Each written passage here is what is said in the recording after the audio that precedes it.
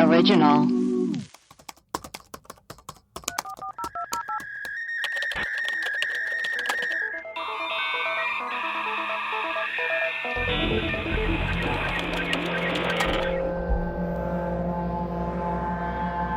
Hello and welcome to Web Crawlers, the podcast where we do a deep dive into some of our favorite unsolved mysteries. Each week we will introduce our topic, lay out our research and findings, reveal some conspiracy theories, and conclude with our own hypothesis. Who knows, we might even solve the case. I am Allie Siegel. And I'm Melissa Stetton. Today, this is super exciting. Well, it's not exciting at all. We are not in the studio. No. Due to the coronavirus. We're social distancing. We're social distancing from one another. So I'm at my parents' house. Maria, where are you? I'm in my bed at my apartment. Hot as always. Melissa, where are you? I'm at my house. Yeah, and we just spent a good we were supposed to start recording at 11, and we spent a good 26 minutes trying to figure out how to record via FaceTime and GarageBand. You know, there was a lot of different inputs and outputs, but we figured it out. There's a lot of moving parts. Which is very on brand with our topic today, someone who is not into the industrial technology. Yeah. Right. But that being said, if the audio is a little funky this time, we apologize. We're just going to get better every time.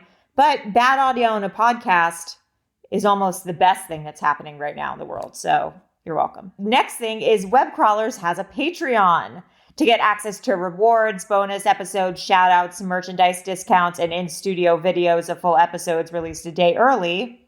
Are we recording this on the FaceTime? No. So, that might be on pause for a bit. Please go to patreon.com/webcrawlers. You can donate as little as $2 a month to become one of our bimbo patrons. I was thinking of starting a weekly newsletter. Yeah, that's a great idea. Yeah, because I found a newsletter template. Oh, that's a nice template. Oh, a newsletter template. Isn't that just like a paragraph? No, Maria. It has some columns and like some places for pictures, and I thought it was cool and fun. No, I like it. So I might. Yeah, we have a lot of time. So I might start doing a template. I mean, what? Oh no, I'm going down fast.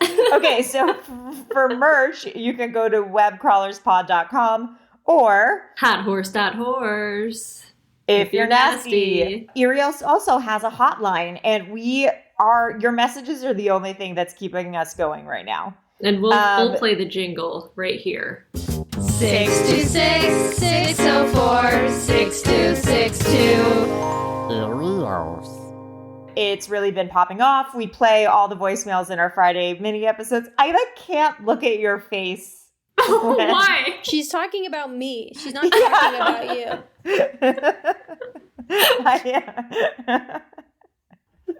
I am. Okay, Melissa, who are our patrons? We have Mary Kay. Oh, do you think that's from the MLM? It's Mary Kay herself. Moses D. Jonathan. Sean T. Allison. Not me. Aaron B. and Aaron Y. Is Moses the person who tweets with us frequently? I believe it is. Hello, Moses. What's up, Moses? Hello to you, Moses. Okay, should we get started on today's episode? Yes. So we're going to talk about my boyfriend for a full hour. Yeah, just to lighten the mood with all this coronavirus stuff. Yeah. We're going to be talking about the Unabomber. Hell yeah, baby. So between 1978 and 1995, Ted Kaczynski sent bombs in the mail, killing 3 people and injuring 23 others in an attempt to start a revolution by conducting a nationwide bombing campaign targeting people involved with modern technology. He was the subject of the longest and most expensive investigation in the history of the FBI. What led him to a life of seclusion and terror? Let's find out. Maria's watching TV for sure. What are you watching on TV? I'm looking out the window. Wow, just taking it all in. I'm just taking it in. I was imagining it in my head. I couldn't believe it. Yeah, I couldn't believe it. Okay. All right, so a little background on Ted. So he was born in Chicago in 1942. When he was just a baby, he was temporarily separated from his parents. And his mother has always believed that this experience may have permanently scarred him. Because he got sick and he was taken to the hospital with hives. We don't normally get to see Maria's reaction. I'm learning about this for the first time. She's always hidden behind a monitor, so we don't ever get to see her faces. Yeah, we were really just seeing her reactions. So he got sick. He was taken to the hospital with hives. And he was isolated from his parents as the doctors tried to determine what was wrong with him. And the parents were only allowed to visit him 2 times a week for 2 hours. That's crazy. Yeah, the doctors didn't want... What hospital was he in? I'm not... It was in Chicago. I'll give it a goog. What hospital? But the doctors didn't want the parents around there, like, intruding. Which seems crazy now, because they only saw him, like, 2 hours a week. Yeah, like, if you have a baby in, like, the NICU or whatever... Yeah. Then you're always there. It's starting to rain. Oh. I told you, it's raining in Thousand Oaks. Oh, it's not raining here in Hollywood. It never rains in Hollywood. Over in Tinseltown? Yeah. Over in... the weather's fine over in Hollyweird? Hollyweird. Ooh. It doesn't say in this article. Why, do you know a lot about the hospitals in Chicago, Maria? No, but I'd like to do some more research on if that hospital is known for doing... Getting up to these weird sorts things. of things. So when Ted got home from the hospital, he apparently wasn't the same happy baby that he was.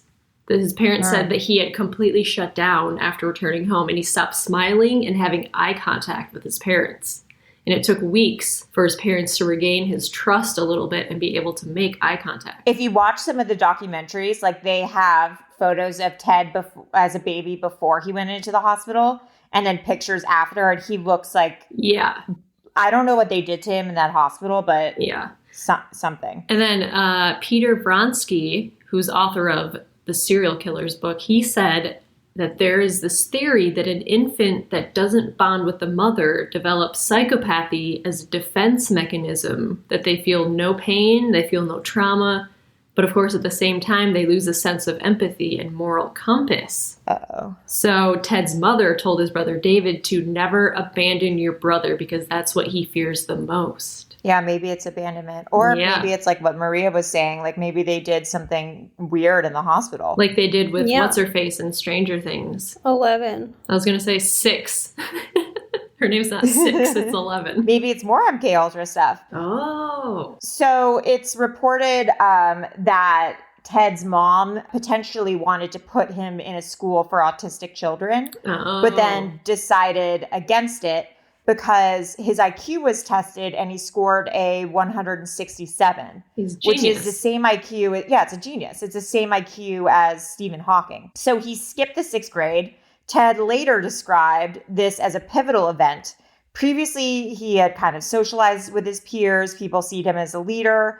But after skipping a few grades ahead and he was with older children, he started being bullied. Yeah. And like every person I know who skipped grades, not a positive. Yeah, it seems like a bad thing to do.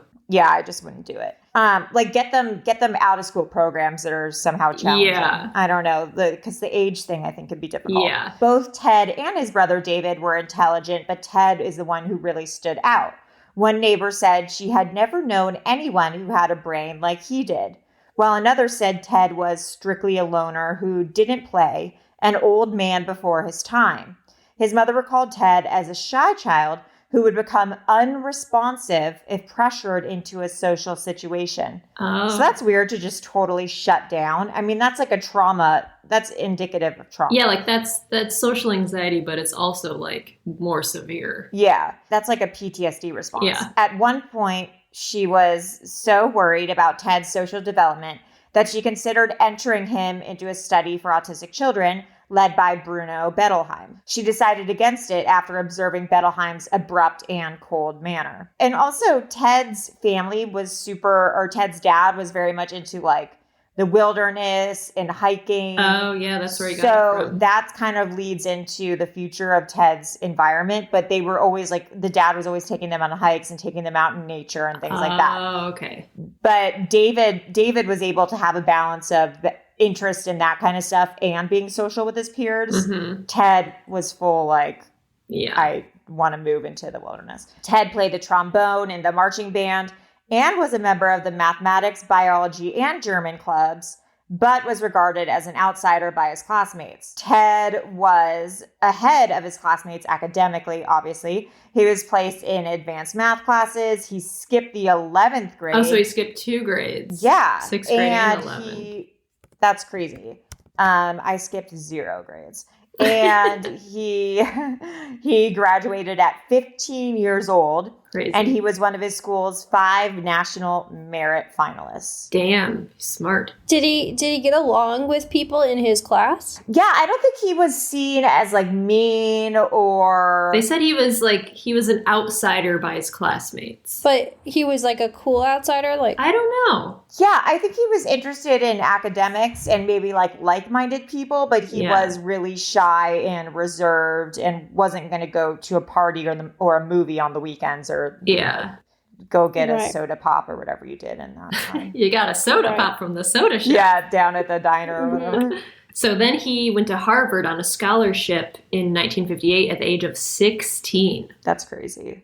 And while he was at Harvard, Henry Murray of the Harvard Psych Department, which is the Office for Strategic Services of the CIA, and he was also a colonel in the Army, they were looking into the stress of interrogation techniques. And they were testing it among gifted college men. Yeah, like Henry Murray, he was a CIA agent. Yeah, who was also the head of the psych department at Harvard. Yeah, people dispute whether or not he was affiliated with the government, but he was for sure in the CIA. Yeah. So Ted was told that he'd be debating philosophical ideas with the fellow students, and he was lied to. That's how they lured smart men into this program. Come debate your ideas. Right. But Henry Murray's objective was to humiliate Ted's ideas. So Ted had to, along with 22 other people, write an essay about his dreams and aspirations.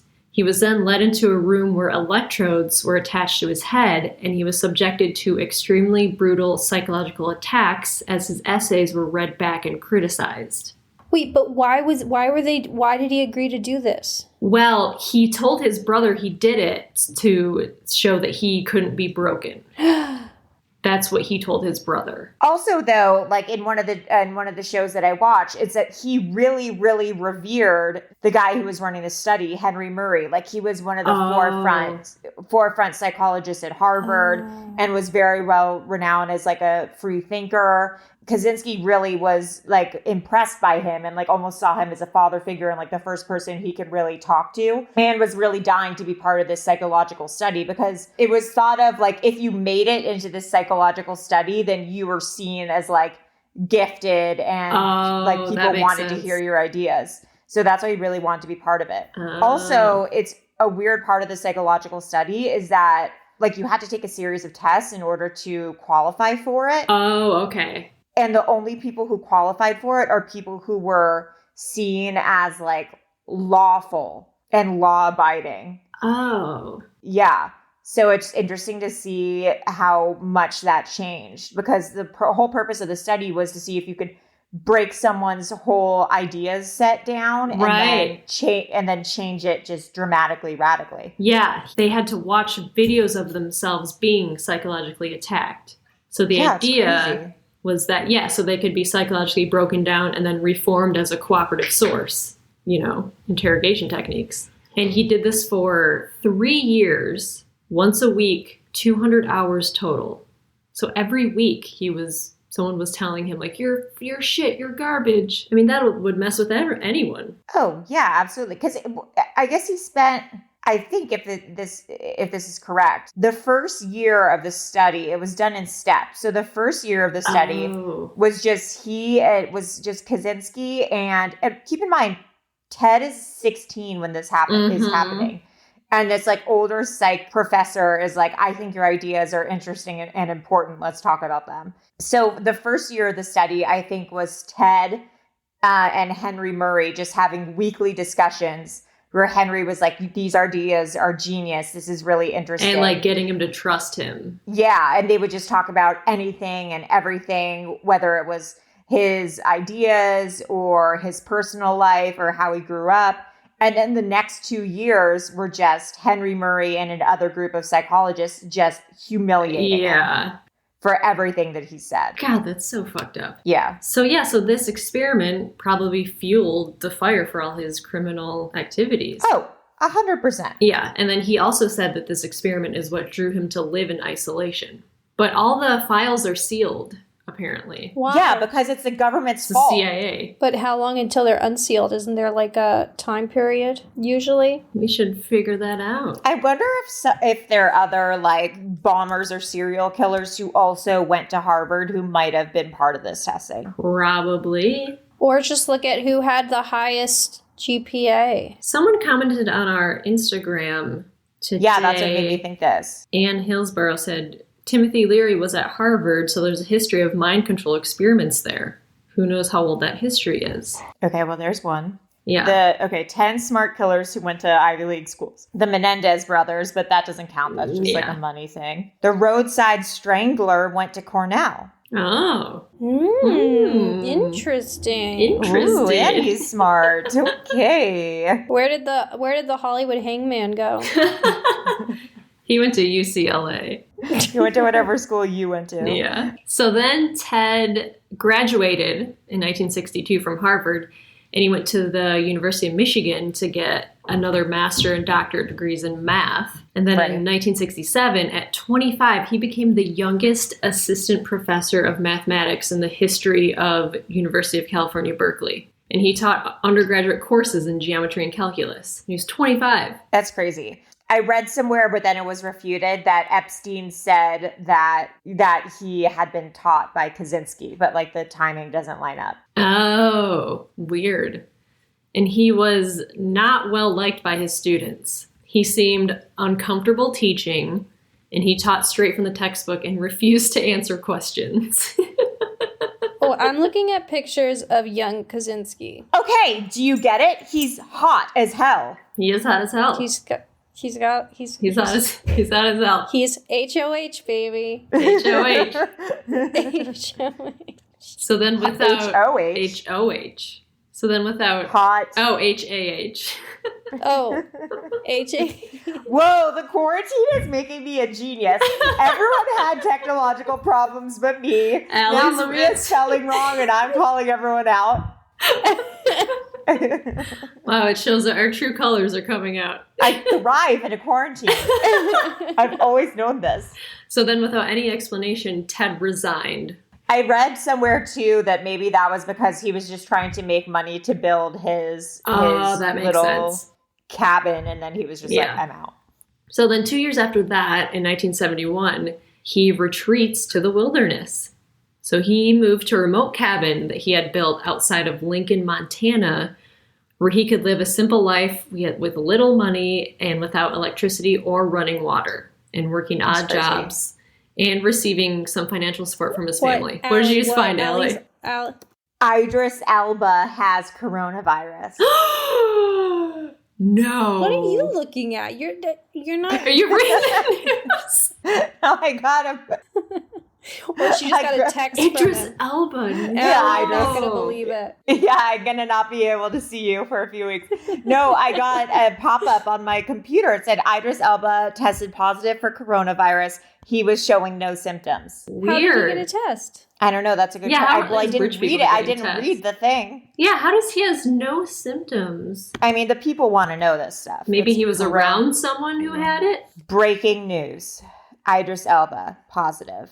I feel okay. I have no symptoms so far, but have been isolated since I found out about my possible exposure to the virus. Oh, okay. So he was in contact with someone. Was he working on that movie with Tom Hanks, maybe? Oh my God, maybe he was. Damn.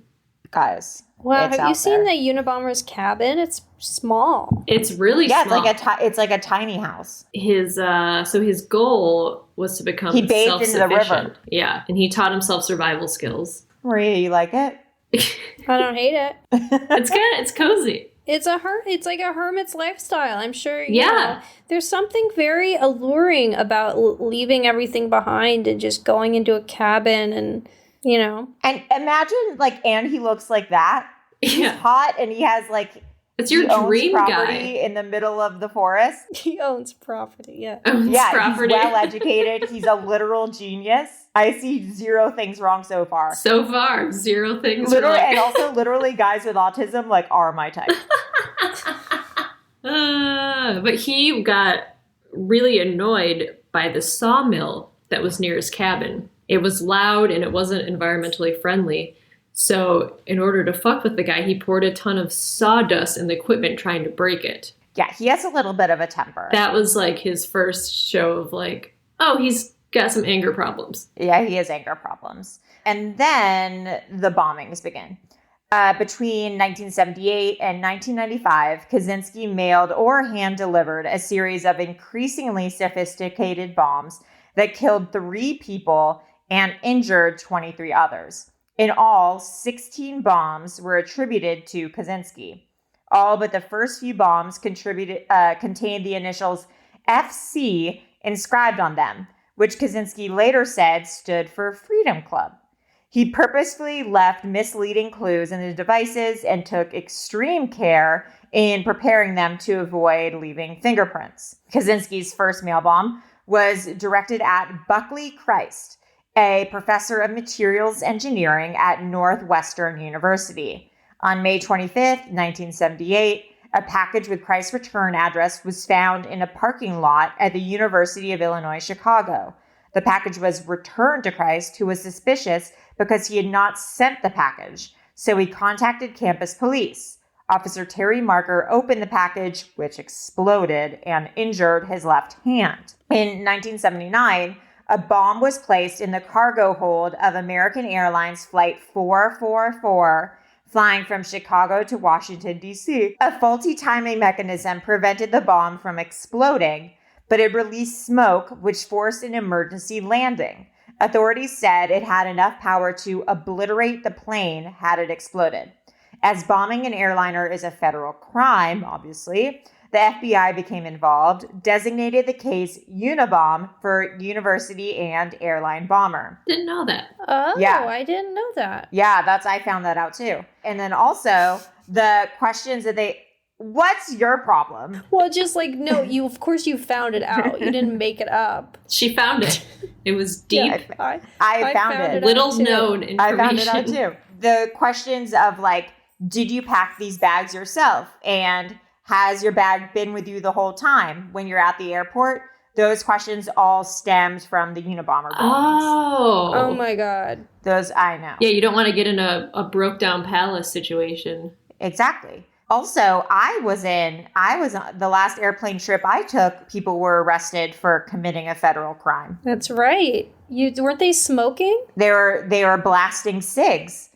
Or That's they might crazy. have been vaping. I don't know, but they're both a federal crime. Yeah, you can't vape on a plane. They were literally taken off the plane by police officers. That's crazy. What are you doing back there? Okay. Kaczynski left false clues in every bomb, which he made hard to find to make them believable. The first clue was a metal plate stamped with the initials FC hidden somewhere, usually in the pipe and cap in every bomb. Another clue, it's just allergies. I'm not. Uh-huh. Sure. I've been hanging out with Idris Elba.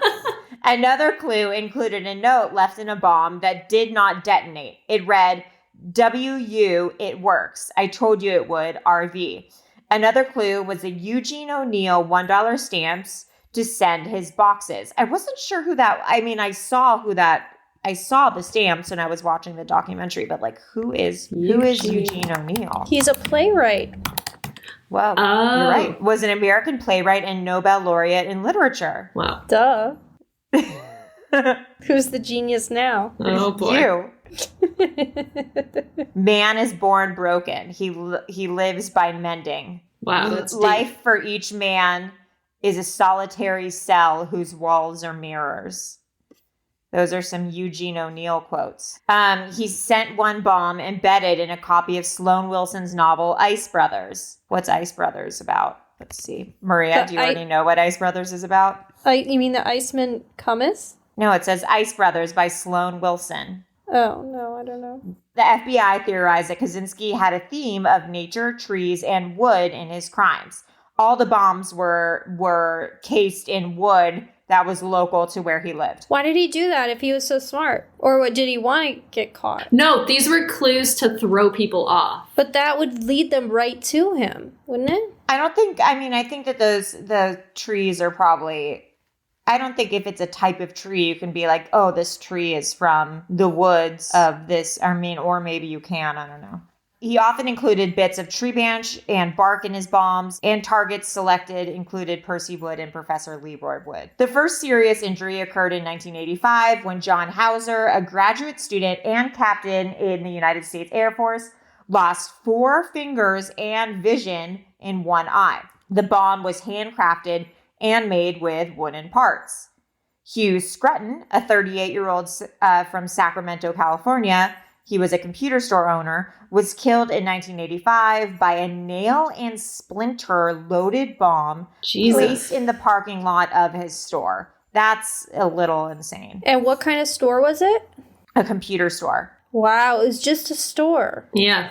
Right. Yeah, I wonder, why Sacramento computer store, how that's so specific. It's just because it's a technology store, maybe? Yeah, but how was he driving one day and was just like, I don't like that place? Oh, but I guess, this is what it was. I think it's because all the bombings were places that he was familiar with, or places that near places that he had worked. Right. So he had worked in Berkeley. So Sacramento is close to Berkeley, no? Mm-hmm. So maybe he had driven past there. Maybe so it was just something that he knew. A similar attack against a computer store occurred in Salt Lake City, Utah in 1987.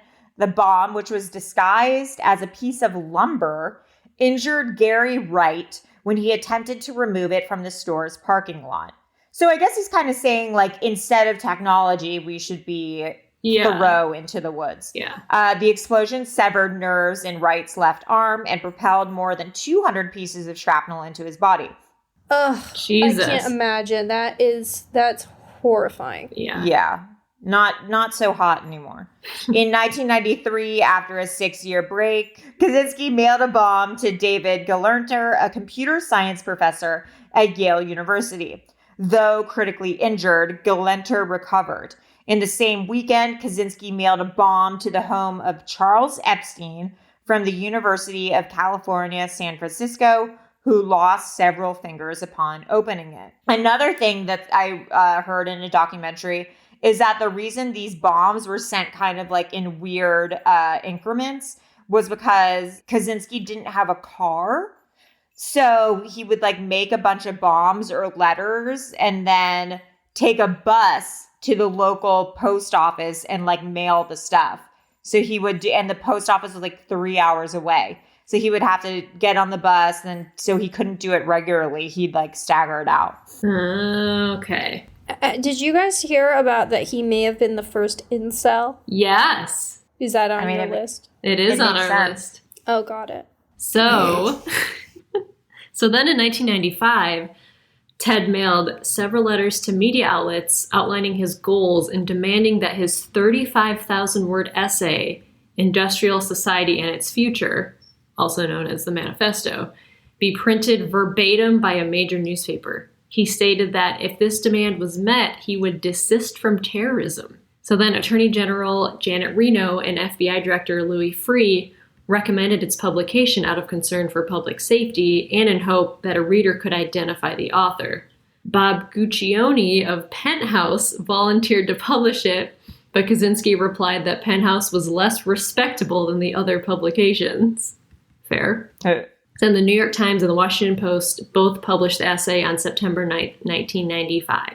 So the Washington Post wrote this. Yeah, this is the editor's note in the actual thing. It says, this is the text of a 35,000-word manifesto as submitted to the Washington Post and the New York Times by the serial mail bomber called the Unabomber.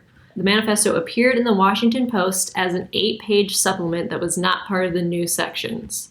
This document contains corrections that appeared in the Friday, September 22nd editions of Washington Post, This text was sent in June 1995 to the New York Times and the Washington Post by the person who calls himself FC, identified by the FBI as the Unabomber, whom authorities have implicated in 3 murders and 16 bombings.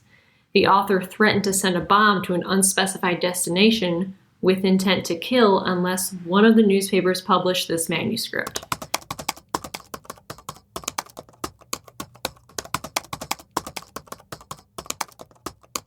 So this manifesto, it's super long. The summary of it is it's largely concerned with how society is affected by technology, particularly modern industrial technology. Like, that's the basis of it. It starts off by saying the Industrial Revolution. We're going to read all 35,000 words of it. Can you imagine? Can you imagine? So it starts off by saying the Industrial Revolution and its consequences have been a disaster for the human race.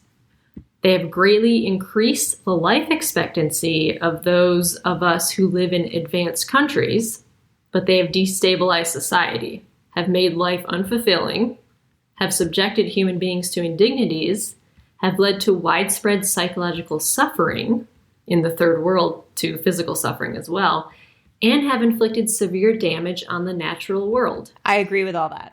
You can't disagree. It makes sense. He goes on to say that there's no way of reforming or modifying the system so as to prevent it from depriving people of dignity and autonomy. True. Think of Facebook. It has all our information. Yeah. Everything. So he also said, when we speak of leftists in this article, we have in mind mainly socialists, collectivists, politically correct types, feminists, gay and disability activists, animal rights activists, and the like. But not everyone who is associated with one of these movements is a leftist. What we are trying to get at in discussing leftism is not so much movement or an ideology as a psychological type, or rather a collection of related types. So he starts as technology stuff, but then it starts really going into like socialism and the left, which is, then it gets a little kooky. He also says the 2 psychological tendencies that underlie modern leftism we call feelings of inferiority and over-socialization. Yeah, think about it. The coronavirus right now and people are still going to bars. Yeah. It's crazy. Feelings of inferiority are characteristic of modern leftism as a whole, while over-socialization is characteristic only of a certain segment of modern leftism, but this segment is highly influential. But this was written in the 70s or the 80s? 70s, 80s? Which, yeah, it's really interesting that it's kind of ahead of its time. He says, by feelings of inferiority, we mean not only inferiority feelings in the strict sense, but a whole spectrum of related traits. Low self-esteem, feelings of powerlessness, depressive tendencies, defeatism, guilt, self-hatred, etc. And then we argue that modern leftists tend to have some such feelings, possibly more or less repressed, and that these feelings are decisive in determining the direction of modern leftism. Yep. Yeah, I believe that. Yeah. I agree. Allie wrote, then he says some stuff that's definitely not PC and kind of racist and ableist and misogynist. He does say a lot of problematic things in here. Yeah, there's like 2 paragraphs where you're like, ooh, Ted. Yeah. Ted. Well, he made bombs and sent them to people. Yeah, he's not 100. Everyone has their faults. Yeah, it's a choice of words. You know, I wouldn't say stable is the correct word. No. Yeah. Okay, and then he says words like self-confidence, self-reliance, initiative, enterprise, optimism, etc. play little role in the liberal and leftist vocabulary. Are you using a typewriter? No, I'm turning up my heating pad. That sounded like a typewriter. That sounded exactly like a typewriter. Are you taking notes? Okay, No, I hear it now. It's my heating pad. Cute. That's nice. Keeping my feet warm. The leftist is anti-individualistic, pro-collectivist. He wants society to solve everyone's problems for them, satisfy everyone's needs for them, take care of them. He is not the sort of person who has an inner sense of confidence in his ability to solve his own problems and satisfy his own needs. The leftist is... I don't disagree with this. I disagree with like 80%. I mean, I agree with like 80% of the manifesto. He says the leftist is antagonistic to the concept of competition because deep inside he feels like a loser. I 100% think that's true. Yeah. He says leftists are antagonistic to genetic explanations of human abilities or behavior because such explanations tend to make some persons appear superior. My cats are fighting. Get out of here, you two. They're hearing the manifesto and it's getting them riled up. Leftists prefer to give society the credit or blame for an individual's ability or lack of it. So thus, if a person is inferior, it is not his fault, but society's, because he has not been brought up properly. So the leftists blame society for faults and stuff. But that was my question. So if Ted thinks that the left blames society for their problems as opposed to taking accountability, and he thinks that's wrong. So if I think it's MK Ultra's fault that Ted is who he is, Ted would be like, no, it's my fault. It has nothing to do with MK Ultra. Oh, I wonder. Right? Yeah, because I believe it's definitely something to do with MK Ultra and the CIA. I don't know, because wouldn't it be that it's not that like what happens to you isn't, because that wasn't like he was born into MK Ultra. It's like that's something that happened to him and greatly I don't know. So he also talks about over-socialization. Over-socialization, think like Instagram. Yeah. All this oversaturation of Instagram can lead to low self-esteem. True. A sense of powerlessness. True. Defeatism. True. Guilt, etc. Mm-hmm. Yep. One of the most important means by which our society socializes children is by making them feel ashamed of behavior or speech that is contrary to society's expectations. So like, if you don't look like this, you're wrong. If you don't do this, you're wrong. If you don't think this, you're wrong.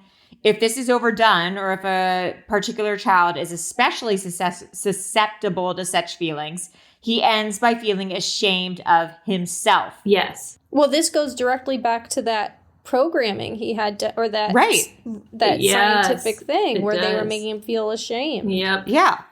The only requirements to be like successful in life, he says, are a moderate amount of intelligence and, most of all, simple obedience. Yeah. If one has those, society will take care of you for life. And he says that like not positively. Yeah. Like all you have to be is kind of intelligent and just obey and then you're fine. Interesting. Yeah. Yeah.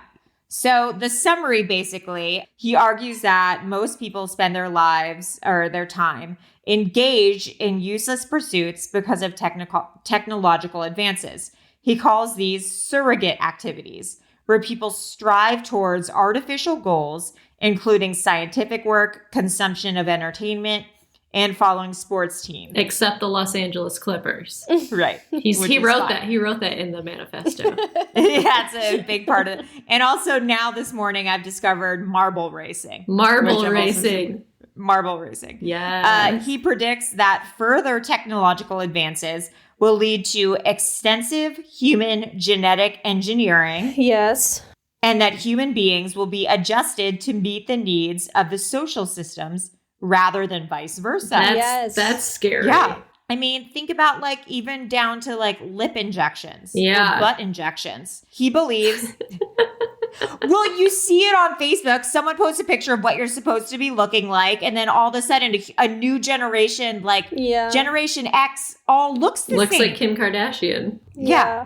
He believes that technological progress can be stopped. He calls for a return to wild nature. Yeah. So in summary, modern society is miserable. High levels of stress, anxiety, depression, etc. have led to general discontent and violence. Also, technology is encroaching more and more on our ability to be free. The system is repressing our natural inclinations and forcing us to live in obedience and labor for the benefit of others. Mm-hmm. And he's advocating for a revolution. And if that revolution has to be violent, then it has to be violent. Yeah. Which is weird because it's like all these ideas are great and like justifiable and he lists them out reasonably. It's like, where does Where does the we need to be violent about it come in? Like, where did that come from? I guess because it's a feeling of like helplessness of like, well, how else do you stop the powers that are taking control of our lives? Yeah. Right. Although, and also, it's just weird, like, who he was sending the bombs to, like a computer store. Like, that's where it's like, well, wait, what are you doing? yeah. Also, like, probably because in the past, when he thought he was being heard, he ended up being fucked over. So he's like, there's only, this is the way I'll get your attention. Yeah. You know who has similar ideas to him, but without being nutty and wanting to kill people? Ali Siegel. I want to kill people. Are the transcendentalists. Have you guys ever read up on the transcendentalist movement? No. It Yes. was in like Massachusetts in like the late 1800s. Kind of like, yeah, I had to read who is, Thoreau, like Louisa Emerson, May, like Whitman. Louisa May Alcott. And like, Okay. it's people who would, like, it was a very big part of their lives to like go outside and be one with nature and take that time to, like, I don't know. I had to read Into the Woods, I remember, and who is that, Into the Woods? Isn't that a musical? No. Oh, wait, yeah. Wait a second, that's not the name of what I'm talking about. Yeah, I thought so. Hold on. What's that? Hold on. Sean Penn movie? Into the Wild or something like that? Yeah. Call of the Wild. No, that's the one that was before. Yeah. You're thinking of Thoreau's Yes, that's what I had to read. it's called not Leaves of Grass is Walt Whitman. Thoreau is Life in the Woods. Yes, maybe that's what I had to read. The but book I by a don't think that was transcendentalist. it. Maybe it was Whitman, though. I feel like it was Whitman. and they like say the same kinds of things he does, but in a very much more non-nutty way. Weird. Okay, yeah, you're right. Okay, this part's interesting. One of his theories is that it is not enough to have power, but one must satisfy that power process in order to have a fulfilling life. The power process is 1, the goal, picking something to do, 2, the effort, deciding how to do it, and 3, attaining the goal. Yeah. Basically, fulfilling your goal without putting any effort into it is meaningless. A goal without working for it leads to depression and boredom and the dangers that come with it. Yeah, that makes a lot of sense. Right. I totally agree. So it's like this whole age of like manifestation and not doing anything and just like hoping it will come to you if you wish hard enough. Yeah. It's making us entitled and not grateful for things. Or telling everyone that they deserve, like, that they deserve everything. That they, Yeah. like, Right. instead of going like, no, you'll get what you work to get. Yeah. Or people that are just like handed things. Right. Yeah. It's not fulfilling at all. Yeah. Ted says that people won't feel fulfilled if any of the steps in the cycle are taken care of for them. The industrial society alienates people by disrupting the process. Yeah, because it's basically... Yeah. Well, it's helping us skip a part of that. Like, Totally. we don't have to do all the steps of it. Yeah. He also doesn't consider a menial, boring job as effort. Right. Yeah, same as that. He also talks about industrial society taking away our freedom. Example, owning a car used to be optional, but now you have to have one. Yeah. Cities are designed around them. We also like have to have a cell phone. Yeah. You essentially have to have the internet. You have to have a computer, Yeah. so on and so forth. We're dependent. We're completely dependent upon technology. After the manifesto was published, the FBI received over 1,000 calls a day for months. Damn. In response to its offer for a $1 million reward for information leading to the identification of the Unabomber. That's crazy. So then his brother hires a PI to look into his brother because he's like weirdly suspicious of him. And the brother's wife thought the manifesto sounded just like Ted. Yeah, she read the manifesto and was like, I think this is Ted. But the brother was like, no. Ted would never do this. He's not violent. Like, he did not believe it at all. So then in early 1996, a former FBI hostage negotiator and criminal profiler, Clinton R. Van Zandt, was contacted by an investigator who was working with Ted's brother, and they compared the manifesto to typewritten copies of handwritten letters that David had received from his brother. So Van Zant's initial analysis determined there was about a 60% chance that the same person had written the manifesto. And then FBI profiler James R. Fitzgerald, he recognized similarities in the writings using linguistic analysis and determined that the author of the essays and the manifesto were almost certainly the same person. That show, Manhunt Unabomber, is about this FBI profiler guy who like convinces everyone because they didn't know what forensic linguistics were. Like that was not a thing. Yeah, it was like totally new. It was a really good show. If you like seeing a Duplass brother in there too. And Paul Bettany is Ted Kaczynski. Yeah, he's so good. It's really good. It's on Netflix, I think, or is it Hulu? It's on one of them. I think it's Netflix. Yeah. I didn't know this. The famous drawing from Time magazine isn't even of him. Yeah, so, and they talk about it in Manhunt. So Ted Kaczynski was seen by someone like years and years before, and the woman reported it, and to a sketch artist did a sketch. And then like 10 years later, and then because there's a big gap in the bombings. Right. So after Ted was seen for the first time, he just went MIA for a while because that sketch came out of him, which was an accurate sketch. Right. But then like 10 years later, that famous sketch on Time magazine, they went back to the woman and they were like, we'd like you to like remember what Ted looked like. We're going to do another sketch. But instead of remembering what Ted looked like, she remembered what the original sketch artist looked like. Because she had spent the entire day with him. So when she was describing to this new guy what Ted looked like, she just described this sketch artist who she met with the first time. So if you look at the picture of the Unabomber that's like famous, yeah, and then it's like that's not Ted Kaczynski. But then if you look at it, so sad. That's yeah, like but then if you look at it, I know. That's but like then a if you look funny at it side by side.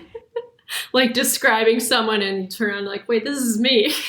Yeah, it's actually just it's the sketch artist. Do you remember that Nathan For You episode where he gets that sketch artist? The offensive to, like, sketch artist. But he's like horrible. It's like the most. Let me see if I can find a picture. It's like racist. The racist sketch artist. How do I date him? No, not that one. That was like the caricature guy, but the one that.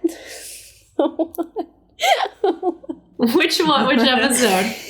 I think it's Finding Frances, honestly. I think it's like their... Oh, yes, I do. It is Finding Frances, but I don't fully remember it. Oh, right. With the Bill Gates impersonator. And then he makes... That's so funny. He puts posters up. He puts posters up. I love him so much. That was the finale. Hurts my heart. Oh, that was so... If you guys haven't seen Finding Frances, the Nathan For You, it's so good. And also, if anyone knows him, hook a sister up. So Ted Kaczynski, was he a virgin? Yeah, it said that in the Unabomber, in the Manhunt Unabomber, that he was writing a letter to someone, and he's like, I've never been with a woman. So he's... Oh, because remember, but it said that he'd never been with a woman before, and he was afraid that the only way he'd ever be able to be with a woman was if he was a woman himself. Oh, right.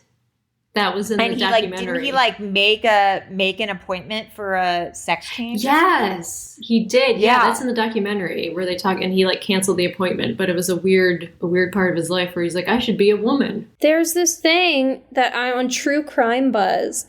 It said that he had one relationship with a woman. Did you see this? It was a coworker he met while employed at Cushion Pack. Oh, yeah. Yeah, they never had sex, though, and then he asked her out or something like that, and she said no, and then he harassed her at work, and then he got fired. But she said that when kissing him was like... Or no, he said that kissing her was like a Martian meeting an Earthling. He said she was doing something with her tongue that he couldn't quite understand. He had never kissed another woman in his life because if he had, he would have written it down. Wow. Like a Martian meeting an Earthling. Wow. Well, men are from Earthlings, women are from Martian. Exactly. In the psychiatric evaluation, Johnson reveals that Kaczynski had persistent and intense sexual fantasies about being a woman. While he was a graduate student at the University of Michigan in 1967, he went to a psychiatrist to discuss his wishes for a sex change operation. But in the waiting room, he decided he could not go forward. Instead, he told the psychiatrist he was depressed about the possibility of being drafted. His near confession of his feelings so filled him with rage, in this case directed at psychiatrists, that he went through a major transformation. Oh. This is from the Washington Post. That's cool. So then, That's cool. That's cool. So then they figure out it's him, the FBI, and then they storm his house with a search warrant. Yeah. And they arrested him on April 3rd, 1996, at his cabin where he was found in an unkempt state.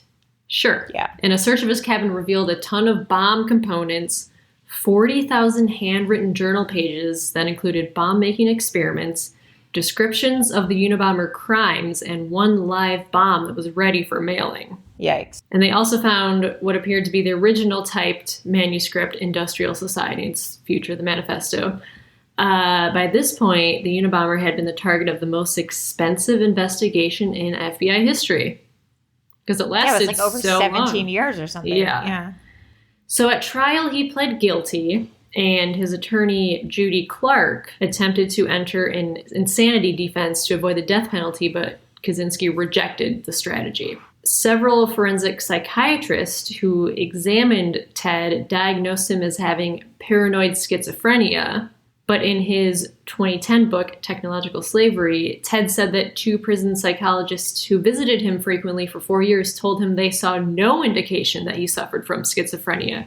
And the diagnosis was ridiculous and a political diagnosis. Yeah, he didn't seem like he had any of the qualities of schizophrenia. Yeah. It wasn't like voices were telling him to do this and he wasn't seeing hallucinations or anything. He seems like he just has so many ideas in his head. He doesn't know where to put them. Yes. Yeah. Like he doesn't. And so like if unable to connect with anyone or have any guidance whatsoever, that he puts them into a destructive, he just becomes destructive. Yeah. I think that like being a genius is a curse. It is. I suffer every day. It's really hard.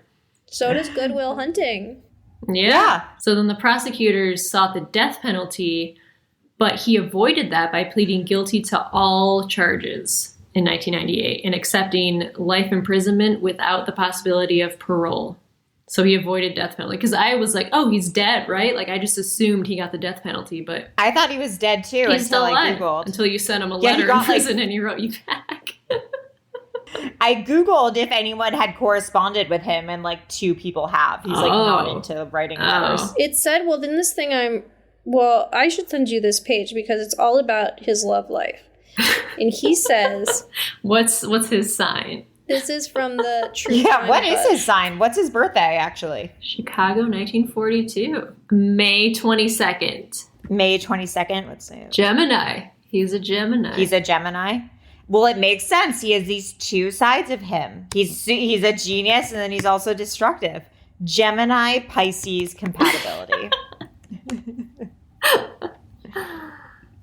It's a bittersweet match. Oh. Well, for sex, it says, while you have a light and fun approach to sex, your Pisces takes things much... Oh, this is like written for a Gemini. No, thank you. I am a Pisces. They also auctioned off his belongings to pay restitution, but the auction, it raised $232,000. That seems so little. And this Judy... This was great. This is weird to me. So Judy Clark, who is his attorney, she's always the lawyer of the MK Ultra victims, like the Unabomber, Boston bomber, Tucson shooter. How much do you think the CIA pays her for those guilty pleas? That was a Reddit thread. But then I looked into her, and these are all the people who she's... Oh. Also, on a side note, have I ever told you about the time that I pronounced Tucson Tuscan? No. Was it in class? And did people laugh? No, it was to a boy. I was dating this guy who was from Tucson. This was like recently. This was literally like Oh, it was that guy that you know. Oh. Yeah, the guy who was friends with your ex, the horror guy. Yeah. And he was introducing me to his childhood friend.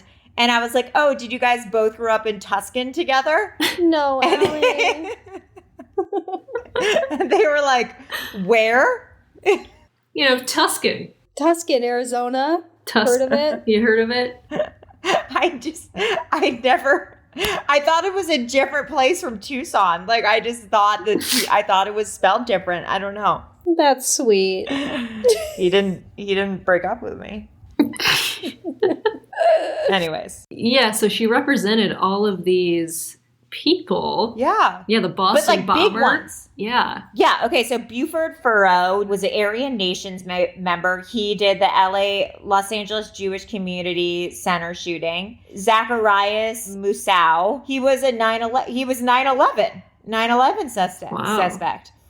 Eric Rudolph, Olympic Park bombing. Oh, the Olympic. Jared Lee right. Loeffner was the Phoenix, Arizona shooter. Oh. Or, I mean, the Tucson, Arizona shooting. Oh, he shot Gabrielle Giffords. Yeah. The president speaking, I guess they're increasing lockdown. Are you serious?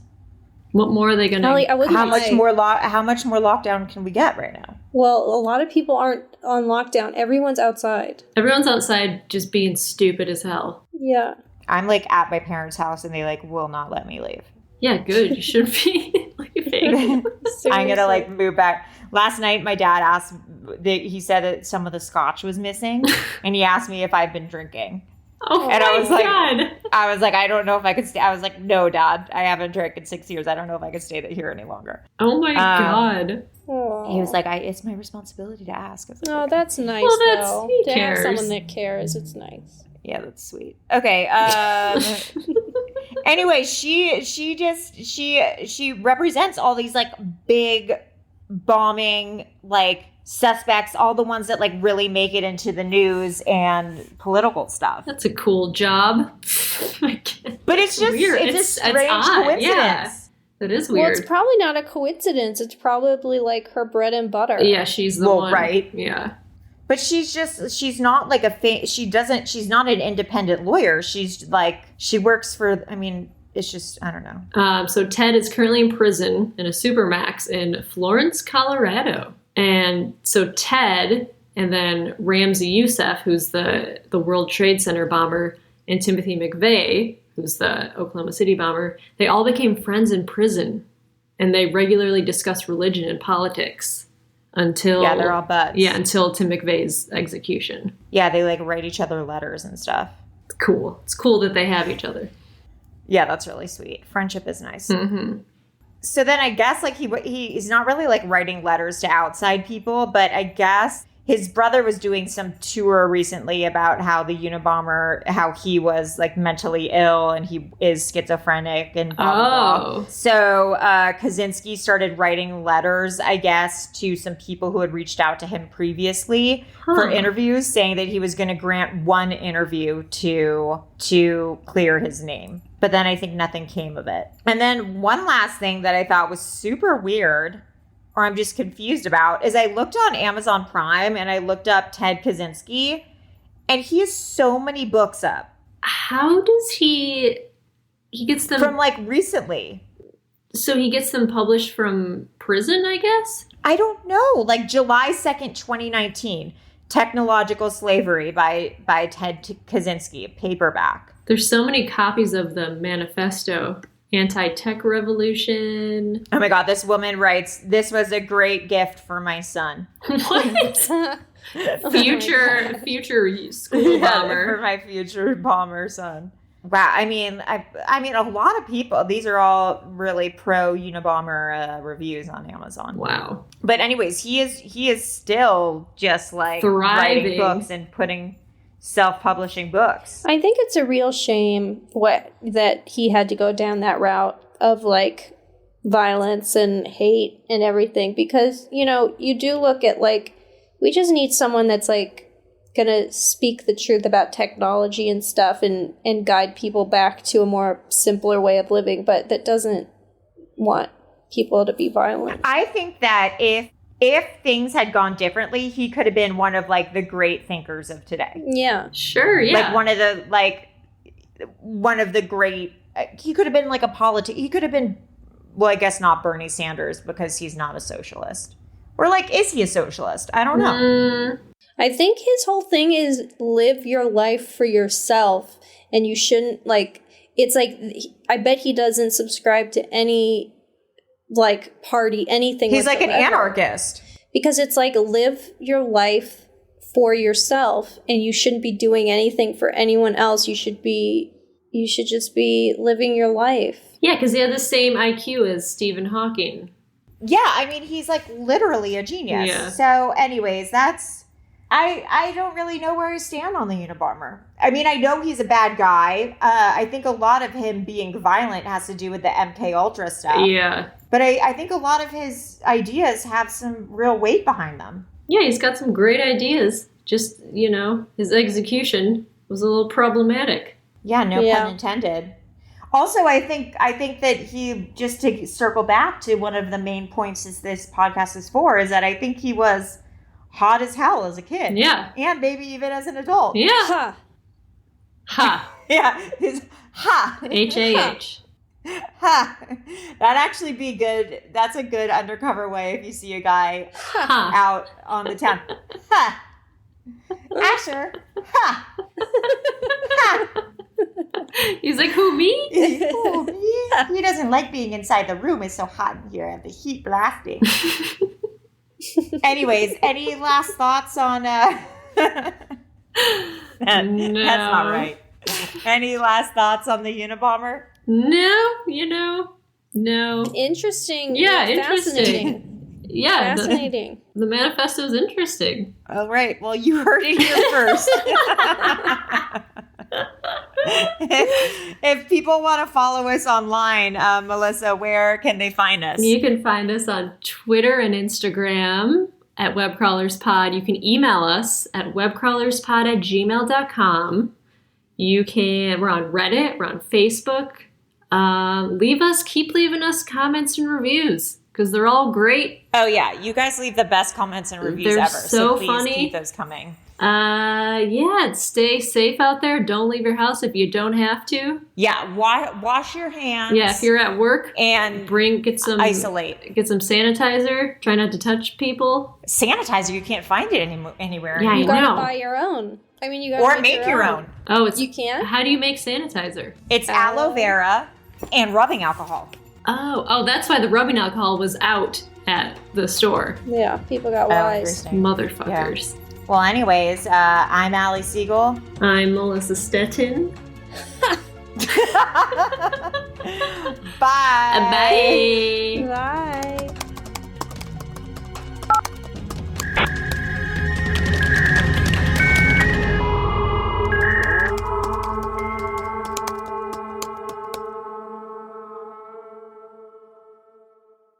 An Erios original.